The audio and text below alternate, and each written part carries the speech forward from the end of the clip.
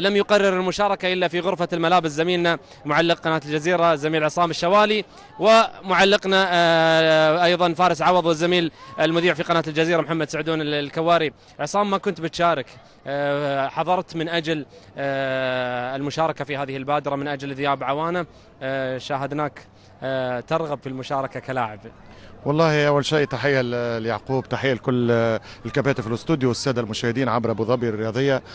يظهر لي البادرة جيت من خلال التعليق في البداية، لكن في آخر لحظة الاستمتاع بالملعب، وفي بعض الأوقات المعلق معشر المعلقين مش ممكن ومش معقبول ويا رباه وليش ضاعت، فقلت خلينا نتحسس أنا أيضا بعد سنين طريق الميدان كيف نضيع فرصة والجمهور معناها يصفق عليك وما يشتمكش. فبالتالي أنا نقول أنه حاولت في هذا المشهد أني غير الكادر، حسيتها أوريجينال أكثر، أنك تلعب وتحاول تحمل صورة اللاعب معناها فقيد للكرة العربية ذي عوانة الله يرحمه.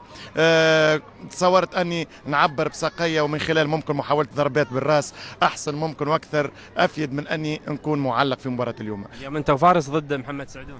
احنا ديما مع بعضنا، اولا راني مش كبير عليهم برشا، شباب مثلهم الحمد لله. في الفريق في الفريق، لا في الفريق ضدي محمد سعدون، فهمت.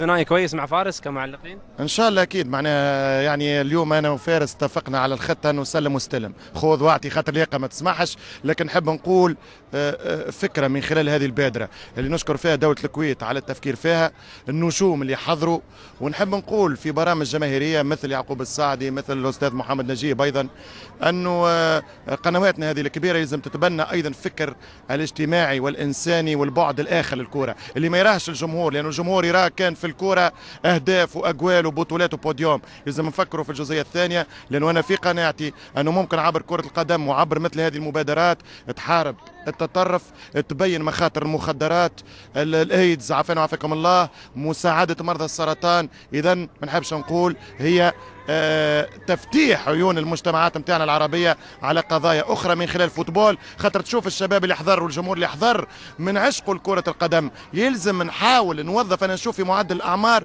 تقريبا 13-14 سنة، هنا المادة خامة والمخ مازال نظيف، ممكن مرر برشا أشياء. شكرا يا عصام.